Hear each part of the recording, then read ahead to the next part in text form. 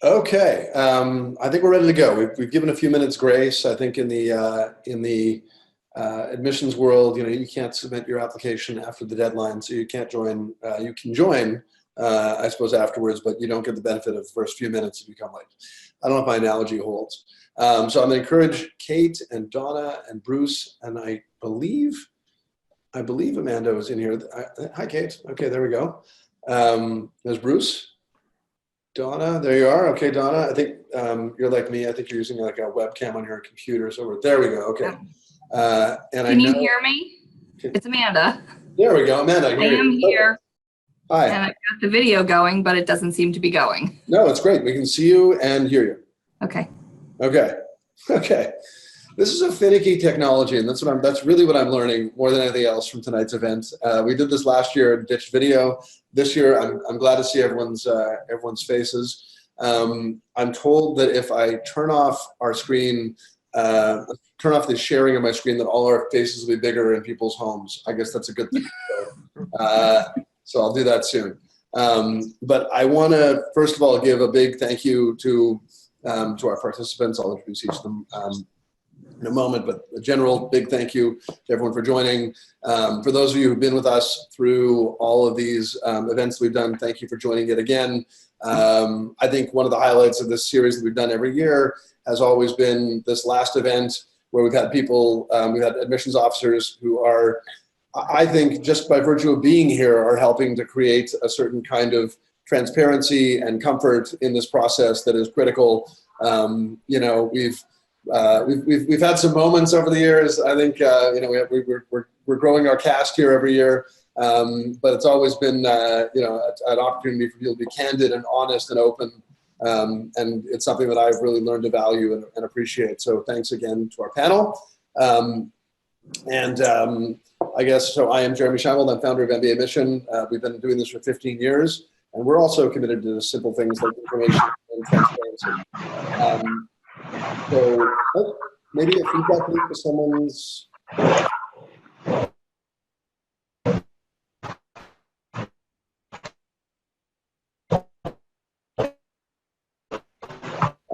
So we have bearded Bruce here from Yale, one of the real nice guys. Amanda also, who's been with us for many years from Columbia Business School.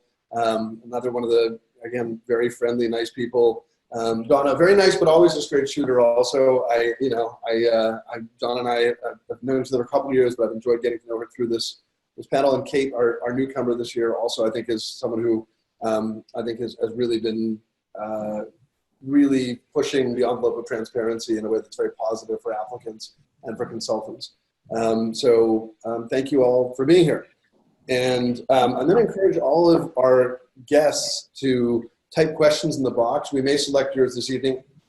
I don't know what reason I cannot see that box right now. So when I turn off the PowerPoint presentation, I'm told I will see it, and so I'll turn that off in a moment. And we may just select your question. We may not. We'll see what happens. I do have some other questions, and just a brief reminder to anyone that started the process that our partners Manhattan Prep and mbaMission bundle our services. I do not want to turn this into an ad. I think that probably should come to the end. And just to know that we also do a free consultation for anyone who's interested. It's not a sales pitch. We're not salesy. But if you want some good, straight advice, we're happy to give it to you.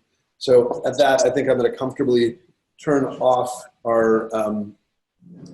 my presentation and see if we become bigger. I think we do. So I now see everyone. That's great. And I'm going to start with some set questions that I have.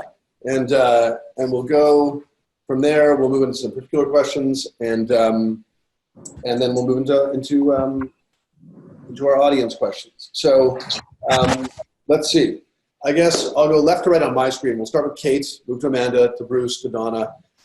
Maybe give me like a 1 minute. What's gone on in your school in the last year? What are some of the exciting developments? Get us up to date. Fantastic. Thank you, Jeremy, for hosting us. Well, I think the most exciting new development at Kellogg is the announcement of a new dean who will start on August 1st. Her name is Francesca Cornelli, and she'll be coming to Kellogg from London Business School. She is Italian by background and has a deep expertise in finance and private equity. So we're very excited to welcome her to Kellogg in a few months. We are excited because she's the third female who will have led our Fearless Charge as Dean. Dean Sally Blount was our dean for 8 years, and our current interim dean, Kathleen Haggerty, has been at Kellogg for 30 years. So we're just excited about the opportunity to embrace her as our new dean, to see what energy and excitement she brings, given some of her global experience and her depth in finance. We see that as an exciting new chapter in leadership here at Kellogg. And certainly our commitment to women and everything that has reflected in our last class. We were able to bring in 46% of our 2-year class was female. So we're enjoying this as a chapter in our time at Kellogg. I think the other things that have happened in the past year is our focus on curricular innovation is something that we really take pride in. Over the last 5 years, we've developed 64 new courses. This past year, 12 new courses alone. Things like blockchain and the impact in finance, investment, negotiations in the virtual world. So I think that, to continuing to innovate on the curriculum for our students and ensure that we're offering relevant offerings that are timely to the skills that they're going to need to be effective when they graduate. And then the last thing I'd share is that we offer what we call pathways at Kellogg, and we've announced 2 new pathways. One is a tech management pathway, another is asset management. Some of our most popular pathways are private equity, venture capital, data analytics. And so these 2 new pathways in tech management, for example, last year, this outgoing class that's graduating now, 1/4 of our students are going to be going into the technology sector. So tech management being something that we've seen growing in popularity. A pathway at Kellogg is a group of sort of cross-interdisciplinary courses that we suggest that students take that help them develop a deep skill set and expertise in a particular area, and we think help prepare them for their career goals when they graduate. So tech management is one that, given the what I call rapid growth and interest in the tech sector at Kellogg, is one that we're excited to share. So those are some of the new innovations, and I think some of the things that are exciting at Kellogg right now. Hold on, I was muted. Sorry. Awesome, Amanda, you are muted, so maybe unmute, and we'll selectively mute and unmute. And what's up at CBS these days? Okay.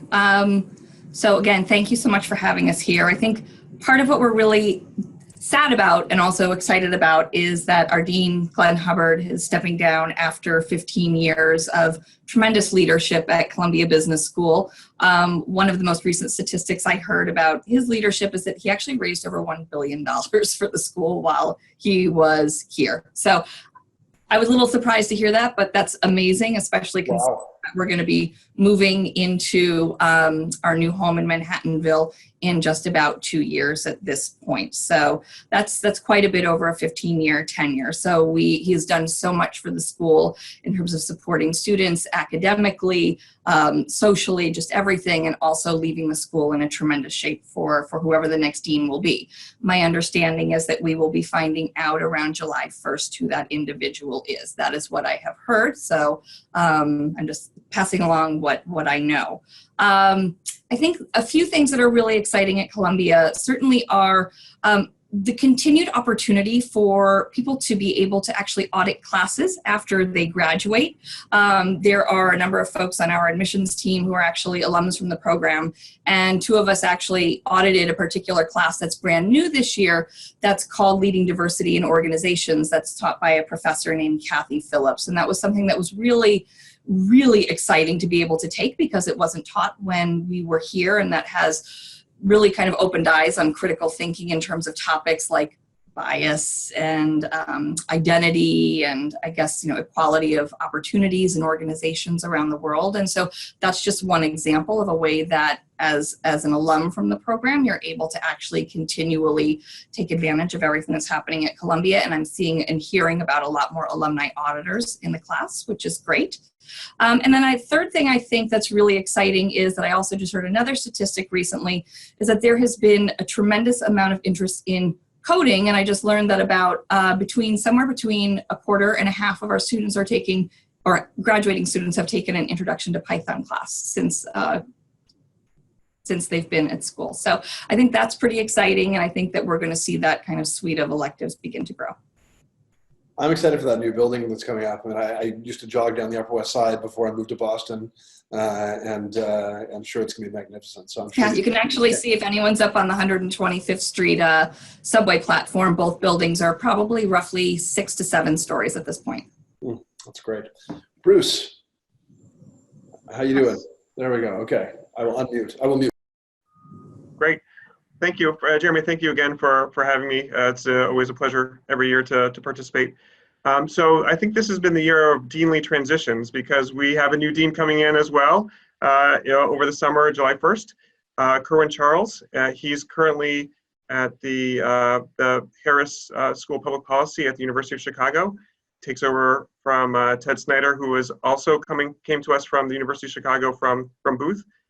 So Dean Snyder is stepping down, staying on the faculty, but after a very successful 8-year tenure, he's turning over the reins to Dean Designate Charles, who is actually someone the school had tried to recruit as a faculty member. So he's a first-rate scholar, which is wonderful. And he will take the first year just to get his bearings, then we'll be in the classroom starting in the second year, but obviously has a lot to do to get up to speed. He's a labor economist by training, and so I think he brings a really unique perspective.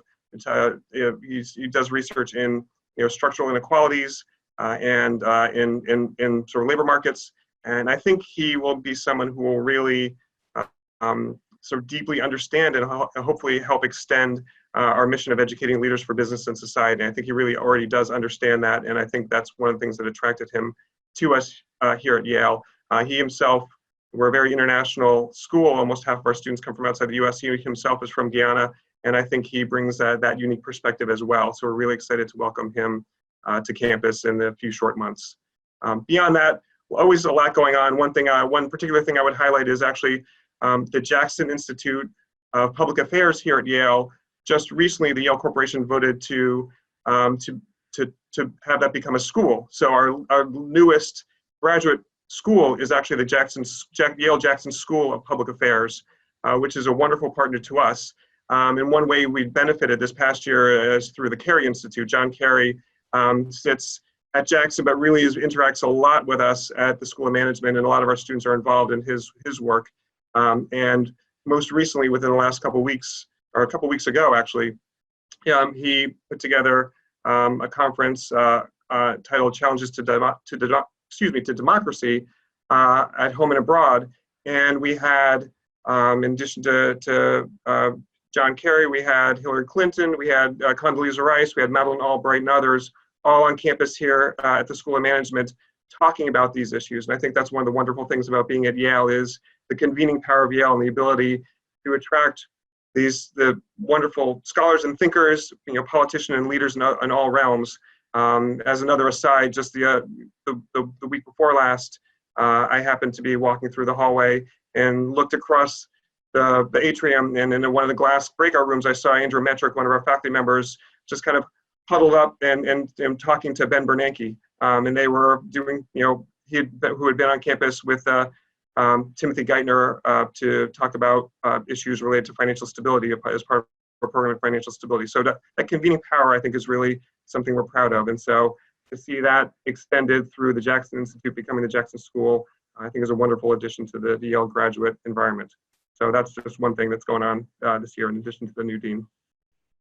Okay, awesome. And Donna, you've been waiting patiently. We'll go in reverse order on the way back. Yep, that's okay. It gave me time to think about things.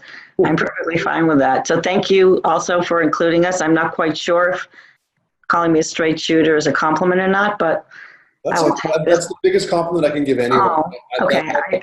Then I appreciate that. Yeah. So let's see, on the dean's front, I am happy to announce that we are not getting a new dean. In fact, our dean, Dean Schmidtlein, who's been with us since 2007, has made it pretty clear, and I guess that's because he's felt the needs and so many other deans have changed, but he has made it pretty clear that he's not going anywhere, and we're actually very excited about that. A couple of other things. One is, and it may apply to some of you who have started your MBA search on the earlier front. We actually this year rolled out an MBA early admissions initiative. We did it in 2 phases. We first started with MIT undergrads and MIT students who could apply to our MBA program, and then once admitted would then go to work for 2 to 5 years. And then after the first of the year, we rolled it out all non-MIT students, and it will continue in that fashion. There was an incredible amount of interest. The caliber of people who applied was extremely strong, and we're really excited because it's now helping us pave the way in the future for really, really strong classes moving forward. So we are very, very excited about that. In addition, MIT itself actually had a very big year. So MIT up until this year has had 5 schools. It's always been 5 schools. And this year, with the generous support of Steve Schwartzman, we have added the Schwartzman College of Computing, which will actually cut across all of our schools, which therefore includes the Sloan School of Management. Many of the people who went before me talked about analytics, talked about coding. We are in the age of artificial intelligence, and the Schwartzman College, I think, is a real signal of that. And to be honest, what that means specifically for the Sloan School, only time will tell. But it's an incredible, there are many, many resources being put towards this, both financial as well as sweat resources, and it's all good. And so we're very, very excited about that. Our analytics certificate, which we rolled out last year, continues to be extremely popular amongst our MBA students. And again, I think, with the Schwartzman College, we may potentially be looking at, the analytics certificate and how we may be thinking about that slightly differently. So that's what's new with us. I'm reminded of MIT every weekend. It's this unifies Bruce's world and Donna's world and my world. I'm reminded of MIT every Sunday because my goalie is a professor on my hockey team, is a professor of biomedical engineering at MIT. Nice. He's 55 years old. At least, I don't know how old he is. He's older. Well, for those Avengers fans out there, did you see the MIT hack where they put, I'm not one, so I'm going to butcher this, but they put the shield of one of the Avengers on the top dome, that was a big feat. Okay. I'm like way late to that whole genre. Okay, so let's go in reverse order just quickly. I think something always piques applicants' curiosity, which is how these decisions are made. Obviously not getting into individual files, but literally you get a file, what happens at your school in like a minute? I'm starting? Yeah, you're starting. Okay, so we receive files. I'm going to try to dispel some myths too. We have set deadlines. Whether you submit your application 2 weeks before the deadline or on the deadline, we do not review until the deadline. Once a deadline has passed, all files are reviewed. We often get asked, is it by one person, is it by 3 people? The reality is it depends. But all files are reviewed, and then a subset of those files are people who are actually invited for an interview. For us, interviews are a required next step in the process, and they are by invitation only. If you're invited for an interview, you are actually asked to complete an interview essay that needs to be submitted 24 hours before your interview takes place. Interviews are conducted by a member of our admissions committee, not by an alum, not by a student. And we travel the globe for rounds 1 and round 2. We pretty much travel the globe to make it relatively easy for people to sit down with us face to face for 30 to 45 minutes. After that, and by the way, there's a standard format for the interview. It's not necessarily a script, but there's a couple of main sections that are tied to it, and there's there's information that we all are trying to garner, continuing to assess whether or not we think this is a good fit. One of the ways that we tend to think about this is that the written application helps us assess your abilities to do the work, and then the actual interview is more around fit, and also for us to give us a chance sell to you and to answer any questions that you may have. All interviews then have a standard scorecard and a standard card that we write up our interview observations. We will then have an admissions committee, and as a result of that, people will be either admitted, waitlisted, or rejected. How's that for a minute? Great. Okay. I'm gonna stop moderating. I believe you guys can moderate yourselves here. Bruce, and then Kate. That was impressive. I don't know if I can keep up. And I'll actually see some time. So Jeremy, you open the hockey door, so I'm gonna send my condolences that your team is no longer in the playoffs, but I'm sure being in Boston, you will root my Bruins on to the Stanley Cup Finals and beyond. I absolutely am. If benign Bruins fan. There we go. So that was an amazing summary by Dawn. I can't keep up with that, but briefly, so much like she said, we do not review applications until after the deadline. So it does not behoove you to submit a month ahead. After the deadline, we will take stock. We actually sit down and quickly go through the whole pool very quickly, just to get a sense of the range of applications, and then we will start reviewing files immediately. We actually will back up and say that after you submit your written portion, we do have a video question element to the application, which I believe, I don't know, Kate, we haven't touched base in a while, but I think you probably still do as well. And so that's something you will complete after you submit the written piece. You will do the video piece. We will look at all that. Each application will be reviewed twice by 2 different members of the admissions committee. We actually get together as a committee to make interview decisions, to decide who to interview.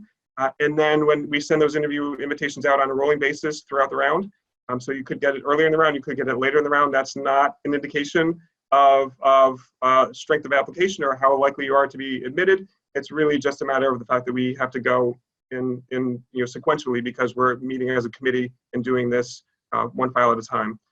Then after candidates are interviewed, we invite you to come to campus, but like Donna, we will travel to where you are, both domestically to the West Coast and internationally to interview people who can't make it to New Haven to speak with us. After the interviews are completed, we will add that to the file, and then we will reconvene as a committee to make admissions decisions, and all decisions at that stage are released on the decision notification date, admit, waitlist, deny. And so that's an sort of thumbnail of how the process works here at Yale. Amanda, you're up. So a little different. We have rolling admissions at Columbia Business School, meaning that we read applications in the order in which they are submitted. Our goal is to be able to get folks a decision, whether it's going to be interview or deny, within 6 weeks of the date on which they submit their applications. Once an application is submitted, what happens, it's reviewed by 1 or 2 individual members of the admissions committee. Those 2 individuals can say, please interview, or I don't want the process to continue any further. If the first person says we'd like to interview, the applicant will automatically be invited to interview. If that individual also says, member of the admissions team says, I don't want to learn anything more, it'll go to a second reader to see independently what that individual feels about the candidate. They can interview, and if they want to interview, it goes right to the interview process, and if they want to deny, at that point it goes to a senior member of our admissions committee who will make that decision to either overturn an interview or say, all right, the process is going to end here. Once somebody is invited to interview, interviews again, like the other programs, are by invitation only, and interviews are conducted in one's local area by alumni. So the only thing that alumni will know about you, because our interviews are blind, is what you determine that you want to share with them. Generally, it's a best practice to send a resume in advance or something along that line, so that way there can be some talking points. But again, the admissions committee doesn't necessarily share with a candidate anything that the candidate has put into the application. So once the interview feedback will come back to our team, we meet in a committee, and a committee will determine what the next steps are: admit, waitlist, or deny.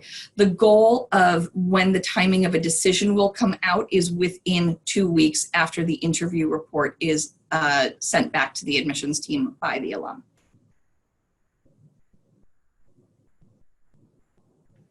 Kate, there you go. Yeah.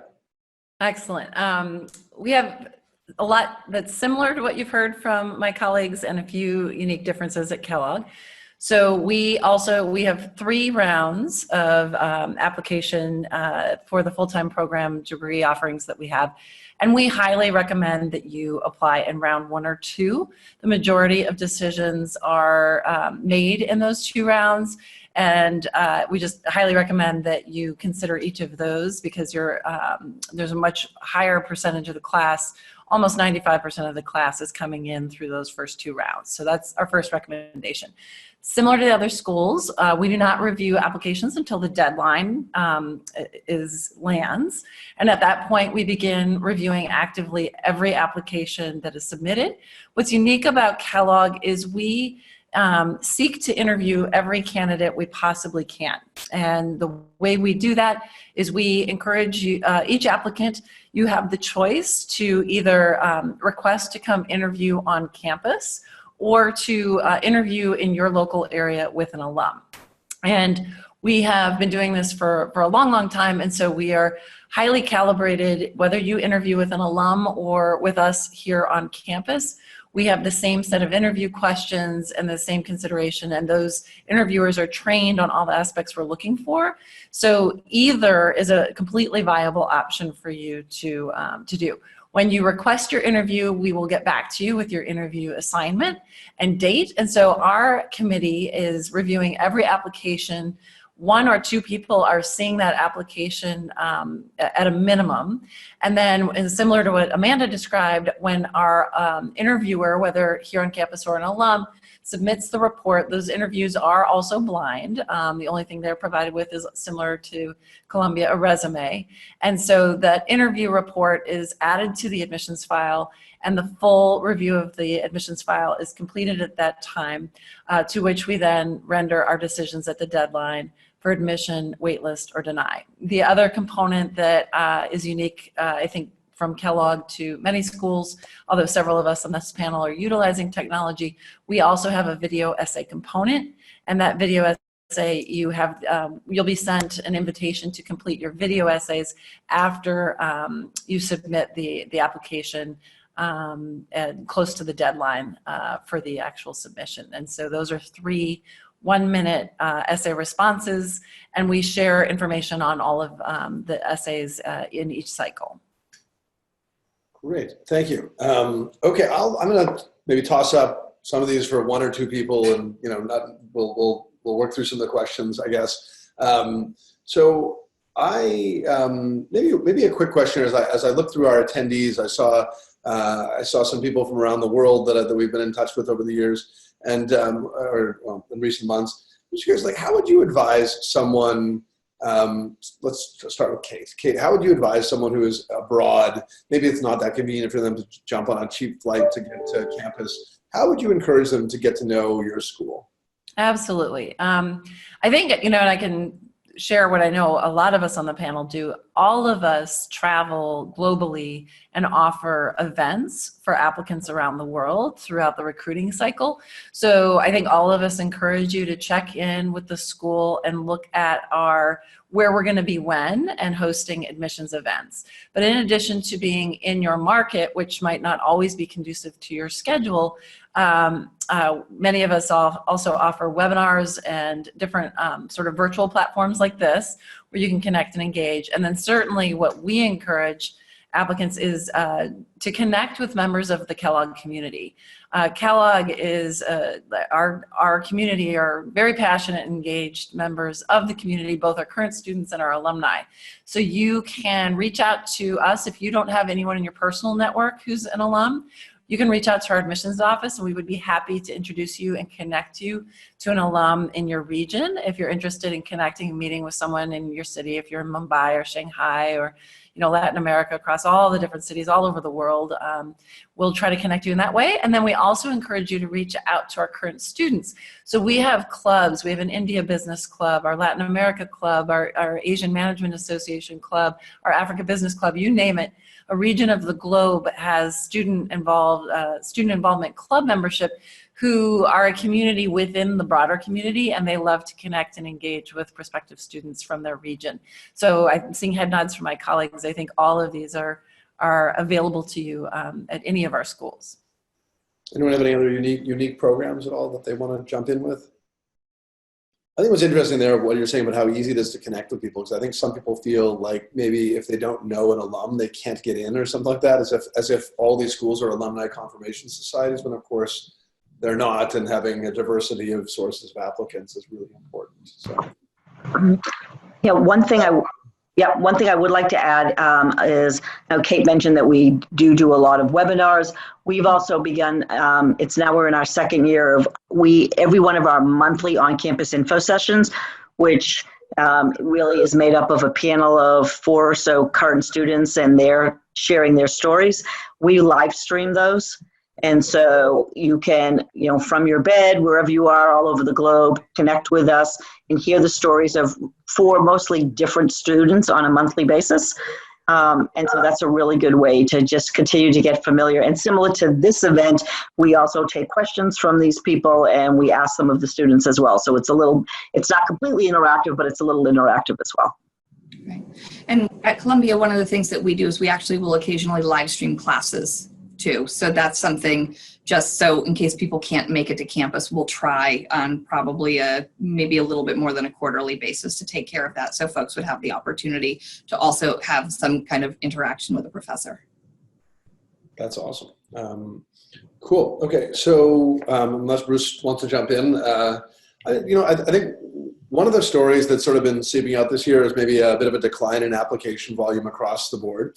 And I'm just curious if there's been, I'll tip our hands at mbaMission, we're seeing applicants, like the number of applicants who come to us increasingly earlier and earlier and more oriented to round one, certainly away from round 3, which was very, very quiet.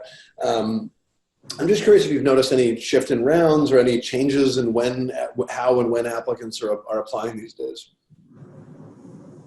And I'll start with Bruce because I'm happy to start since I didn't contribute to the last question.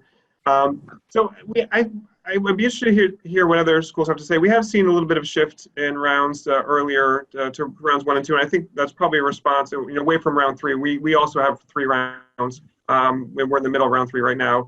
So it's our smallest round, but there has been a bit of a shift to the first 2 rounds, and I think that's probably a result of schools and sort of consultants, Jeremy, like yourself and others, advising people to do that. I think there's certainly nothing wrong with applying the 3rd round. We always tell people, apply when you have your strongest application ready to submit, and so don't rush to apply in round 1 or round 2. If you can submit a stronger application in round 3, we do reserve space in the 3rd round, and so we do admit people in the 3rd round. So it's not as though it's a futile exercise.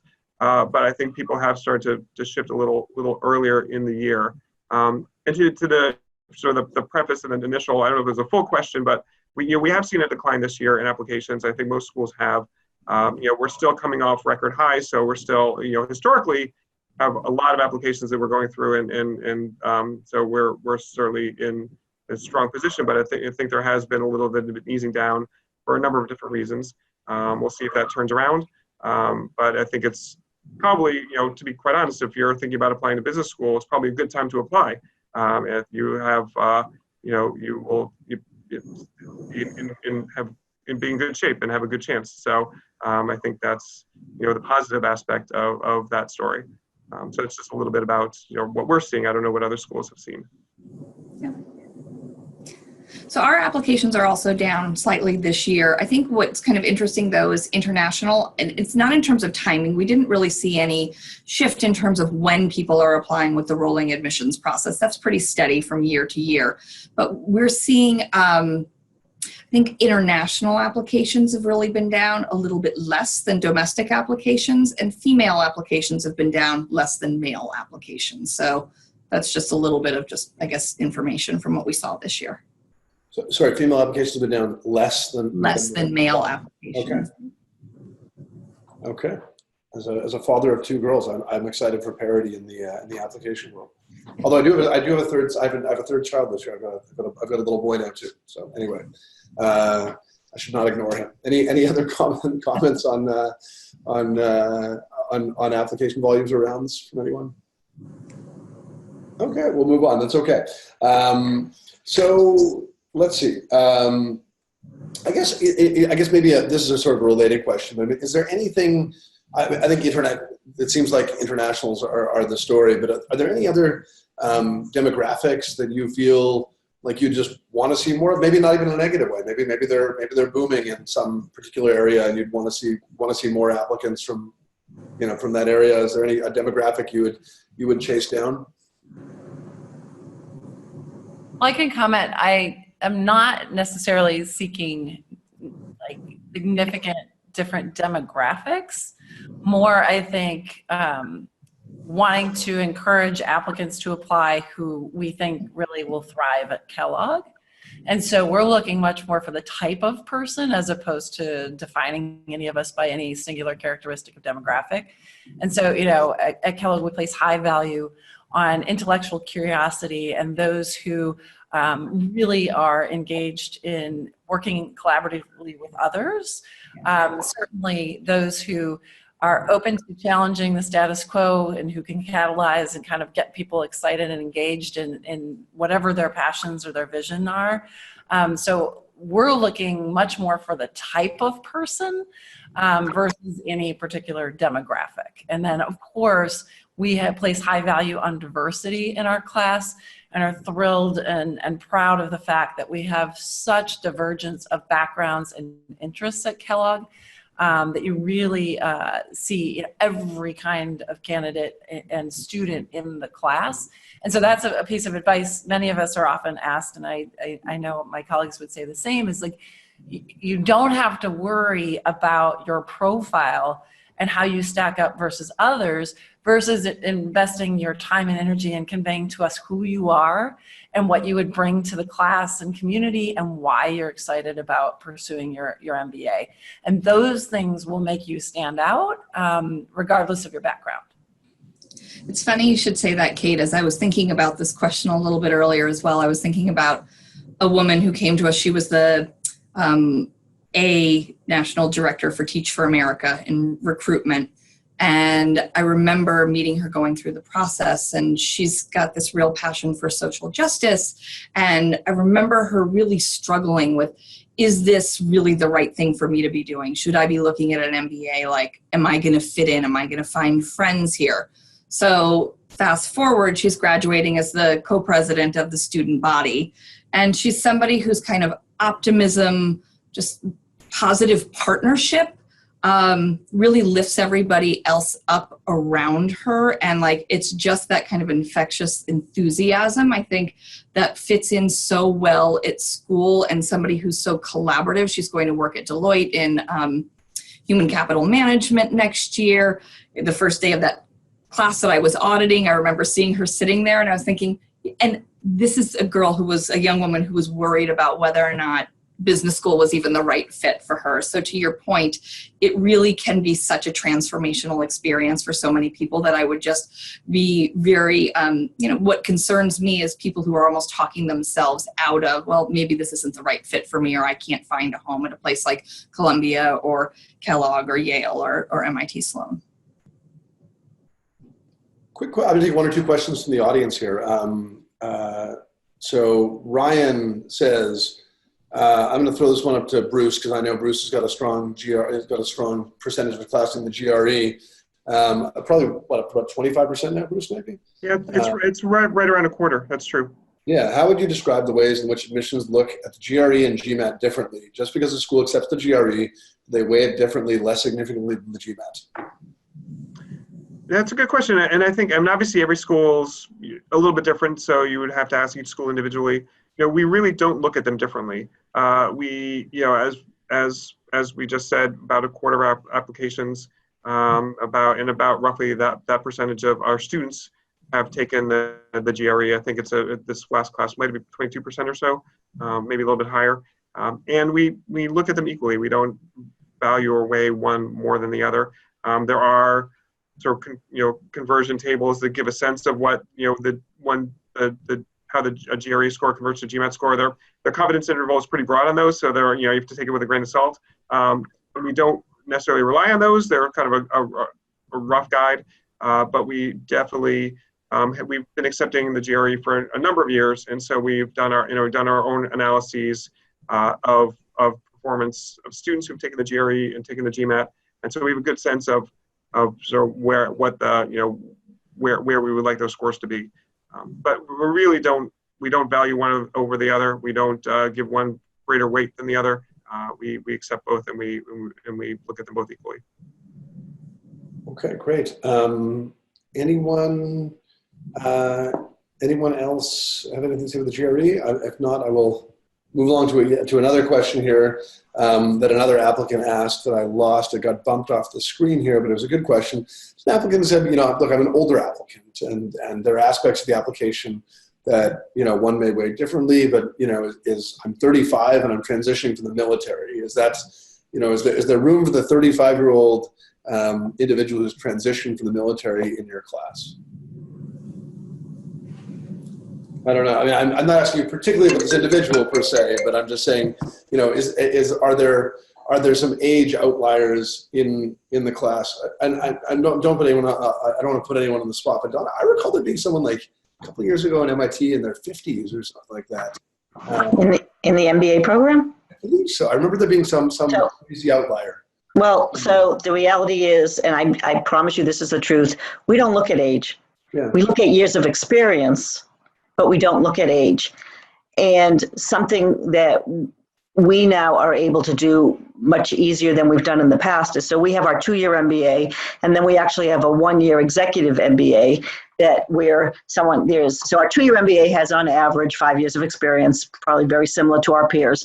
Our Sloan Fellows MBA, those people have on average 14 years of experience. And what we're able to do now is somebody applies to the 2-year MBA, but we feel like perhaps they might be a better fit for Sloan Fellows.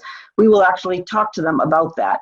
And it's, it's the work experience, it's a life experience, it's how well you'll fit with your classmates. We all talk about one of the, biggest parts of your MBA experience is your classmates and the relationships, the lifelong relationships that you build. And quite frankly, you may be more successful building a relationship with people who have had the same level of life experience as you have. And we now have the ability to make those recommendations to people. But doing the math as you described, somebody with 28 years of experience in our 2-year MBA, I'm not sure. I'm switching your name there. I'm trying to think of that. I'm trying to think of what school it was. Maybe it wasn't you guys, but I remember there being like one massive outlier one year that I don't know, Poets and Quants wrote about or something. It was at some school, but maybe not MIT. I mean, so the truth is there will always be exceptions on, a variety of different measures, given individual circumstances, given what people may have or may not have done before they actually applied to our program. And so that would not necessarily surprise me. Yeah, I feel like there's been an arms race in the number of applicants that are trying to get letters of support these days. I feel like it's just like people are flooding offices with additional letters of support and recommendations. Can you talk about the merit or lack thereof in that audible gasp from Donna? I think I just heard. So, sorry, I wasn't on mute. Yeah. Oh, bummer. That's a straight shooter. So it does exist. And it's, once you open up that door, it's a hard door to close. And quite frankly, I can't blame people for wanting to contribute. And it comes in a variety of ways. It comes most distinctly for us from alums.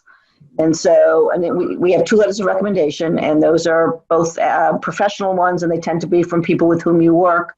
And then the back end letters and references come mostly from alums who are acquaintances in one form or another, or perhaps, and I don't want to give anybody an idea, but somebody from your firm who may not be your direct supervisor, but is also an alum from the school who so can speak to your specific talents as they remember their own experience at the school. And yes, we do get them. We add them to people's files. They aren't ignored. They aren't ignored. Okay. They're not ignored. Okay. Not quite an endorsement, but but they aren't ignored. Okay. Yeah. Okay. Anyone else have anything to add there? Is this one that people would be happier to stay away from? I'll take that silence as happier to stay away. Okay. Let me see what else. We've got other people asking questions. Okay, Mikado asked a question. What's the maximum scholarship, financial aid possible at your school? Does it only cover tuition or full cost of attendance? Can you talk about financial aid? I'm happy to respond that the maximum amount would be a full tuition scholarship. And so that would cover full tuition. The spectrum of scholarship and financial aid at Kellogg is wide, and we're proud that we're one of the schools that offers need-based scholarship. And so every candidate that applies can submit to be considered for need consideration. And we meet every student who, we establish sort of layers of need, and every student who qualifies for need receives a need scholarship. So that is something that we're proud of. But then there's an extensive array of merit scholarships, and all of those are based on the merit category on our evaluation of a candidate. And then our ability to provide financing. Our financial aid office advises and counsels students on how to secure any additional loans. And we have loans that are available to international students as well as domestic students. And so the full range of how to fund your MBA knowledge is afforded to you, and we counsel students from our financial aid office. So we're just proud to have that breadth and depth in what we do to help students finance their MBA. Yeah. So likewise at Columbia, we have a combination of need-based scholarships, which are awarded by the Office of Financial Aid. We have merit-based fellowships, which are awarded by the admissions team. And we also have loans that people can obviously take out also for international students. One thing just to mention about the scholarships and the fellowships, they are not mutually exclusive. So one could receive need-based scholarship in addition to merit-based fellowship. The cap is full tuition. Bruce? Yep, I'll just chime in quickly. So much like Columbia and Kellogg, the cap for us is full tuition. So we will award up to that amount, and there's a whole range from sort of obviously much lower to up to full. Those awards are made by the admissions committee. We make those decisions as we are reviewing applications, and we will we'll notify candidates of their award at the time of admission. So at the same time we tell you you're admitted, we let you know if you have any scholarship support. Much like, again, like Columbia and Kellogg, we also do have other forms of financing, and including loans for non-U.S. students that don't require a cosigner and are interest deferred and are reasonable interest rates. So very attractive loans to help afford the MBA, which obviously can be a pricey endeavor. And even if you have a full tuition scholarship, you still have to live. So there are other expenses you will incur. Okay. So a question from our applicant here, from someone who I'm assuming is a reapplicant, because otherwise why would they be asking this question? How do you treat reapplicants? Are they any different in your eyes? And maybe a specific question: do you go back to their old file immediately if you do ask them to submit a bunch of new material, like a fresh application, or in the case of, say, Columbia, where there's one essay, do you go back to their old file, or view everything from, I'm making this rambling unfortunately, but view everything anew, or go back to their old file and see them in unison? That's what I'm trying to say. Go ahead. Toss up, guys. I don't know. Well, I'm not such a moderator, I guess. Amanda, why don't you take this one? Okay, so for reapplicants, there's just basically one essay, which is what's new and different since you applied last. So it doesn't necessarily mean that we're looking to see that someone's had a promotion or that there's something so exceptionally new or different, but just, is there anything that has changed? We will look at, so one additional letter of recommendation as well as that one reapplicant essay, and we will also have access to the original application in its entirety that was submitted. Generally speaking, we would take a look at if there's something that's glaring in terms of, somebody was denied, unfortunately, they had been put on a wait list, they were somebody who we really wanted to take, and, for whatever reason, it didn't necessarily work out.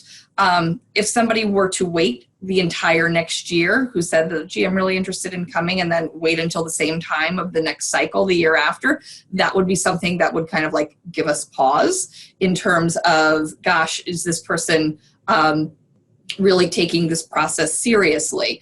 Or if somebody has, and you're looking at the standard class profile, a GMAT or a GRE that's kind of outside that middle 80% range, or something that's just, it should be obvious by looking at certain statistics that are on the website. If somebody has not retaken a GMAT or GRE and they are very much out, like an outlier on the low end of our middle 80% range, we would look for somebody to actually make some tangible next steps towards improving candidacy. And one thing I just want to stress too is that I know this process is so personal as people are going through it, but there's also that element of luck when we are reviewing applications. I mean, this is both an art and a science, and it is not, the science part is not a perfect science. Like, we're people too.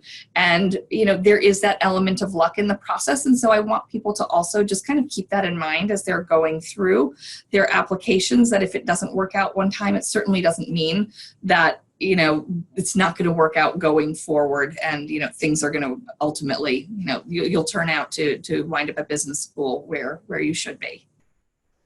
I'll add to that we accept reapplicants every year. At Kellogg, we ask you to reapply. We have a similar to Columbia, tell us what's new since you last applied, but we are actually asking you to reapply. And we expect you to share new insights about what you've done in the last year. Plausibly, if you're coming back and reapplying to a school, that means you're really interested in that school. So it should be obvious to us that you've engaged in ways that convey that interest, and that would come across in that reapplication. So certainly, to Amanda's point, if there's things that can strengthen your candidacy from what you've done, there are elements you can impact and elements you can't. You cannot change your undergraduate GPA from the last time you applied.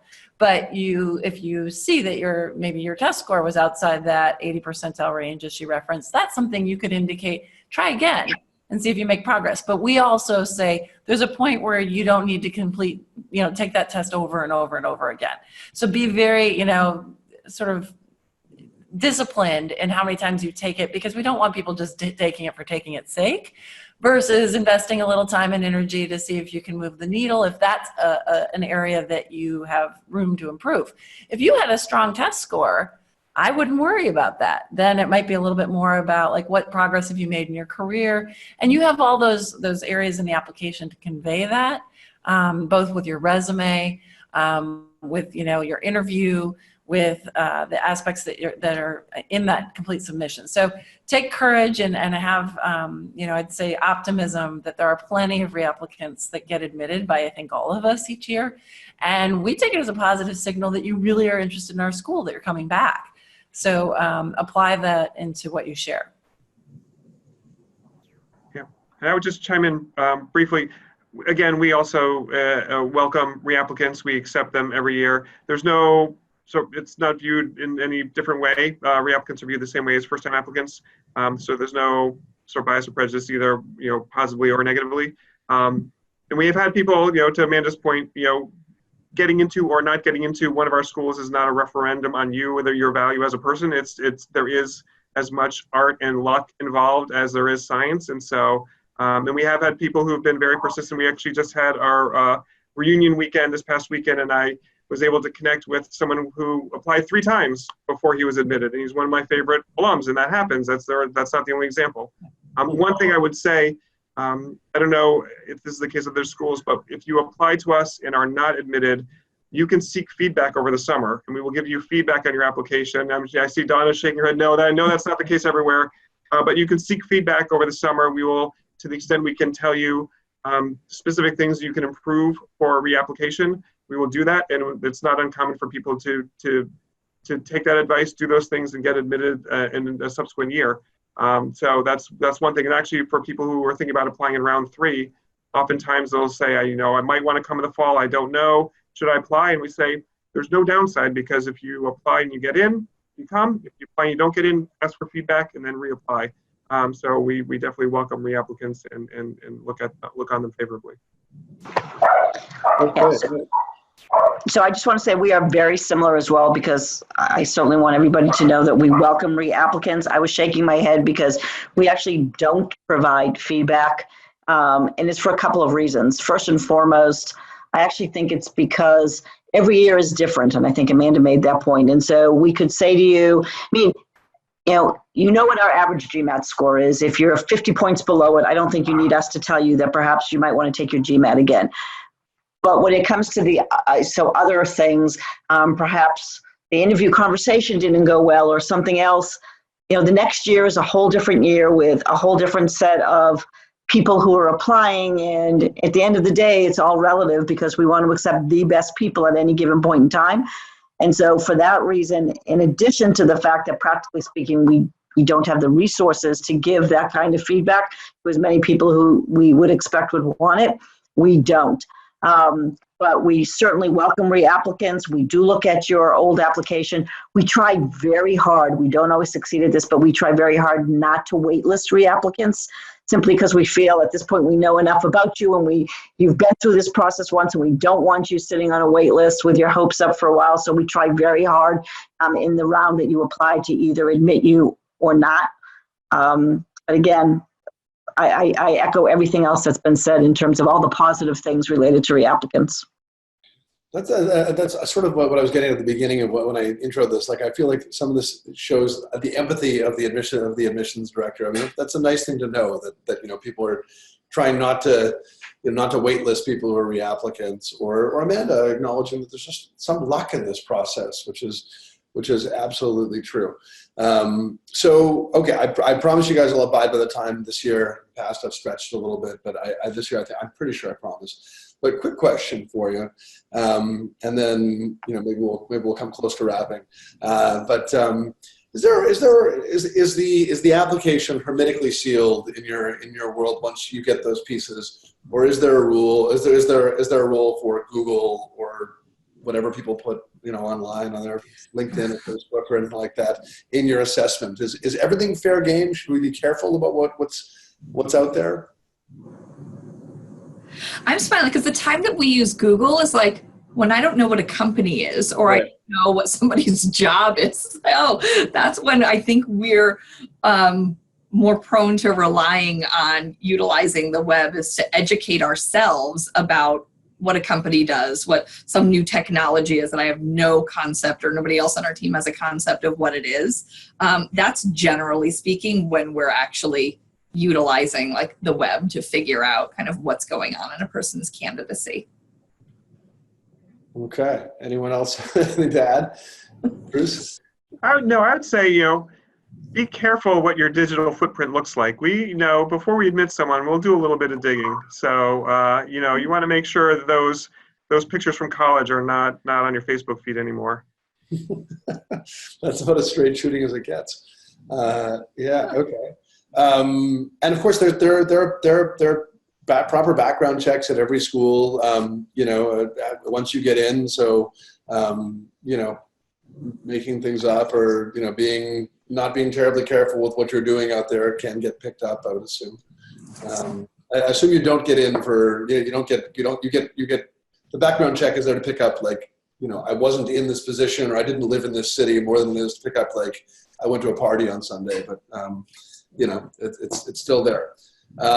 Okay, it's 9:01. I promised that I would end on time this year. So I'm gonna stick with it. I just really want to thank. I know everyone's time is valuable, and I know that the attendees here today and the many who will watch the recording in the coming days are deeply indebted to you guys for sharing your time. And I just want to thank you for being here and being candid and warm and sharing your thoughts and making this a special event yet again. So thank you, everyone. Thanks for having us. Thank you. Happy to do it. Thank you very much. Same time next year. Yeah, that's great. Okay, I'm gonna hold you to it. Okay. Thanks so much, guys, and I hope to see everyone soon. Have a great night. Have a great night. Thank you. Bye. Bye.